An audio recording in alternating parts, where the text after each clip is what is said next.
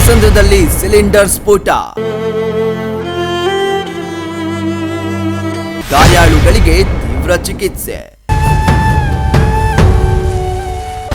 ನೂರಾದ ಕಿಟಕಿ ಬಾಗಿಲು, ಲೈಟ್ ಹಾಕ್ತಿದ್ದಂತೆ ಸ್ಫೋಟ.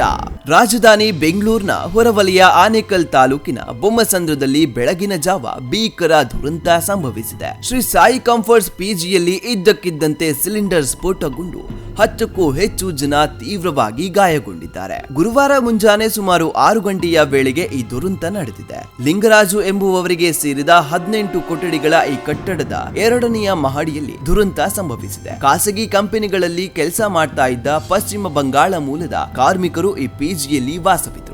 ರಾತ್ರಿ ಸಿಲಿಂಡರ್ ನಿಂದ ಗ್ಯಾಸ್ ಲೀಕ್ ಆಗಿದ್ದು, ಬೆಳಗ್ಗೆ ಎದ್ದು ಕಾರ್ಮಿಕರು ಲೈಟ್ ಆನ್ ಮಾಡ್ತಿದ್ದಂತೆ ಪ್ರಚಂಡ ಶಬ್ದದೊಂದಿಗೆ ಸಿಲಿಂಡರ್ ಸ್ಫೋಟಗೊಂಡಿದೆ. ಸ್ಫೋಟದ ತೀವ್ರತೆಗೆ ಕೊಠಡಿಗಳ ಬಾಗಿಲುಗಳು, ಕಿಟಕಿಗಳು ನುಜ್ಜು ನೂರಾಗಿದ್ದು, ಇಡೀ ಕೊಠಡಿಗೆ ಬೆಂಕಿ ವ್ಯಾಪಿಸಿದೆ. ಘಟನೆಯಲ್ಲಿ ಗಂಭೀರವಾಗಿ ಗಾಯಗೊಂಡಿರುವ 10ಕ್ಕೂ ಹೆಚ್ಚು ಜನರನ್ನ ತಕ್ಷಣವೇ ಸ್ಥಳೀಯ ಆಸ್ಪತ್ರೆಗೆ ರವಾನಿಸಿ ತುರ್ತು ಚಿಕಿತ್ಸೆಯನ್ನ ಕೊಡಿಸಲಾಗ್ತಾ ಇದೆ. ವಿಷಯ ತಿಳಿಯುತ್ತಿದ್ದಂತೆ ಸ್ಥಳಕ್ಕಾಗಮಿಸಿದ ಅಗ್ನಿಶಾಮಕ ಸಿಬ್ಬಂದಿ ಬೆಂಕಿ ನಂದಿಸುವಲ್ಲಿ ಯಶಸ್ವಿಯಾಗಿದ್ದಾರೆ. ಘಟನೆಗೆ ಸಂಬಂಧಿಸಿದಂತೆ ಹೆಬ್ಬಗೋಡಿ ಪೊಲೀಸ್ ಠಾಣೆಯಲ್ಲಿ ಪ್ರಕರಣ ದಾಖಲಾಗಿದ್ದು, ಪೊಲೀಸರು ಸ್ಥಳ ಪರಿಶೀಲನೆಯನ್ನ ನಡೆಸುತ್ತಿದ್ದಾರೆ. Bureau report Vishwaprakash D Malagonda, ASTV Kannada, Bengaluru.